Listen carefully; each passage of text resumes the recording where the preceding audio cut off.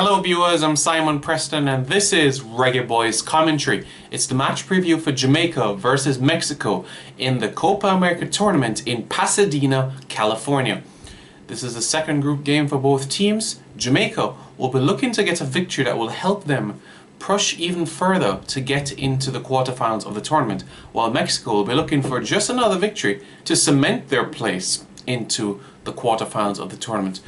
What are the scenarios going into this match? Well, if Venezuela beats Uruguay and Mexico beats Jamaica, then Mexico and Venezuela will advance to the quarterfinals of the tournament.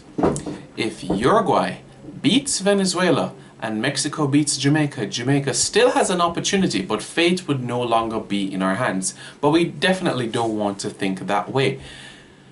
What about Mexico? What's happening on their side of things? Well, we know that they beat Uruguay 3-1 in their opening encounter of the group stage, so they're at the top of the group right now. In second place we have Venezuela with a +1, Jamaica with a -1 goal difference, and Uruguay at the foot of the table with a -2 goal difference.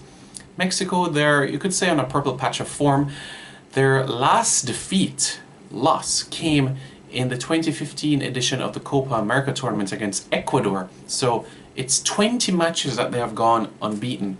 Quite a remarkable run that has included a number of draws, yes, along the way, but 20 matches unbeaten. The only other international team that has gone longer in that stretch is Spain, when they had that run between 2008 and 2012. So it's quite an impressive run that they've had. And if you look at the nucleus of their team as well, you know, bar the likes of Javier Hernandez and Ochoa, a majority of these players came through the crop of players that went to the Olympics at the football tournament in 2012, where they won the gold medal, beating Brazil in the final. So they have that winning mentality in them, and it is a bunch of players that are very hard-working. And this is one of their major strengths, you could say. And an interesting point I would like to make is that there has been 2 streaks that Jamaica has had where Mexico has ended it. As you know, between 1995 and 2001, Jamaica went unbeaten at the National Stadium for 53 matches. Quite remarkable, isn't it? Do you know who ended that run? Mexico did. In September 2001, September 2nd, 2001 to be specific. A brace from Cuauhtémoc Blanco on that occasion ended our unbeaten run at the National Stadium. 53 games unbeaten. Unbelievable.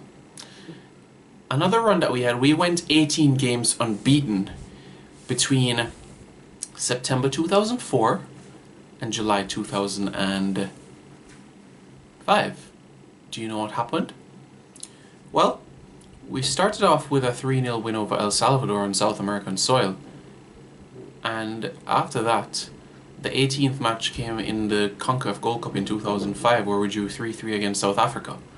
But the next game after that, who broke our record? Mexico, under head coach Wendell Downswell at the time. Mexico broke our unbeaten record of 18 games. So you see what Mexico has done to us? So you know what that means now. We have to go and break their record.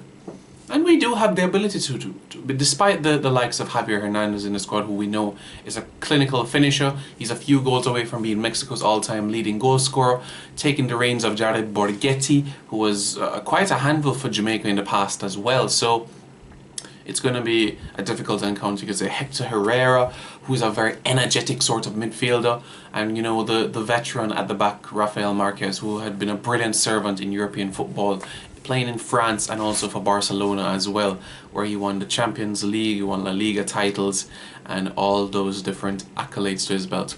Ochoa also in goal. They also have some depth in the goalkeeping area as well, with Corona as well, who was kept against Jamaica. So throughout this Mexico team, it's a solid spine that they do have, but there are some weaknesses about them. Do you know what those weaknesses are? Well, Mexico, you could say, is a second half team. They're not the best of starters to matches. Yes, they do score goals in the first half, but look at their first 20 minutes.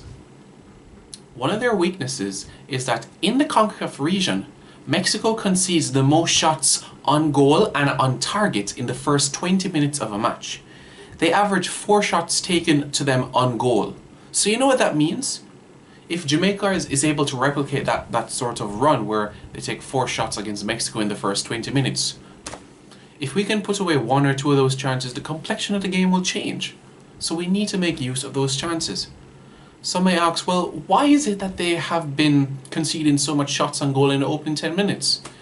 Well, they're not the best of starters, and their centre-halves don't tend to play that much high. They tend to start a bit deep, and then as the game progresses, second half, they're going to push a little bit higher. Do you remember that CONCACAF Gold Cup final in 2015? Jamaica had the early exchanges in the opening 10-15 minutes of this encounter. It was not until the half-an-hour mark where Mexico started to get into the groove and got into second gear and got their opening goal of the encounter, and the rest was history, and they went on to win 3-1 in that encounter. So if we are able to get shots on target in the opening 20 minutes of the match, Jamaica will have a genuine chance to put this game to bed very early, because they're very vulnerable in this time period of the match between the kickoff and the 20th minute. If we can take an advantage of that, kudos to Jamaica, and we can get the 3 priceless points that we so desperately need. It's all that we need. We just need a victory. We can't think, oh, should we get a draw and then hope for this team and that team. Fate needs to be in our own hands, and we do need the victory. On Jamaica's side of things, we know Rudolph Austin will be out. There's been no release from CONCACAF to say that he will miss also the Uruguay game. All we know is that it's just the Mexico game, so it'll be interesting to see how things are shaken up for this encounter. Will Lee Williams get a start? Let me know in the comments below, Reggae Boys fans, if you think he should be given an opportunity to start this encounter. Should Javon Watson be shifted over into the middle? Let me know as well in your comments below. Adrian Mariappa and Wes Morgan at centre half, agreements there. Well, where would Michael Hector play? So let me know in your comments below about your thoughts about this and other events such as that. As you know, Kemar Lawrence as well, he's out of the tournament. There's no replacement being called up for him from Jamaica or anywhere, so looks as if Michael Binns could play on that left-hand side. I do wish him all the best in this match. As we know, he's a bustling player, and I do hope that he makes takes up this opportunity and does very well at it, so that we can go on and do well in this tournament. It was an unfortunate match against Venezuela. We knew that there were some calls that went against us, but that's football at the end of the day, and we're just gonna have to pick ourselves up and move on from this. And we do hope that tomorrow evening we're able to get those 3 points in Pasadena, California, and hopefully that will also give us momentum for Uruguay as well. We do have a record against beating Uruguay as well, so some people may say, but Uruguay has Suarez, but we have beaten Uruguay with their stars before, likes of Diego Forlan, Alvaro Recoba, Rodriguez. We've beaten Uruguay with their star players, Dario Silva. We've beaten them with their star players during that period of time as well. Head-to-head history in recent times, well, as you know, the 2015 CONCACAF Gold Cup final, they beat us 3-1. You track back the years a little further, the 2014 World Cup qualifiers, they beat us 1-0 at the National Stadium, but we drew 0-0 at the Azteca Stadium. A very, very historic moment, you could say, as well, because now Jamaica is the only Caribbean team not to lose at the Azteca Stadium. That has not never lost, but it's the only team that has avoided defeat at the Azteca Stadium, so that is a good record. And Jamaica also joins the United States, Costa Rica and Honduras as the other CONCACAF teams who has, on at least one occasion, avoided defeat at the Azteca Stadium. So that was a memorable occasion as well in that encounter. You track back a little further as well, it was our last victory against Mexico in 2008, a goal from Ricardo Fuller giving us that 1-0 victory over Mexico. We were ranked in the 100s at the time and Mexico was in the 20s, and we got that victory and we hopped up about 40 places in the rankings. It was a wonderful match on that occasion. Even though the Mexicans gave it their all, Jamaicans defended admirably. What I saw with Claude Davis at the back, Ian Pepe Goodison, Damien Stoopy Stewart.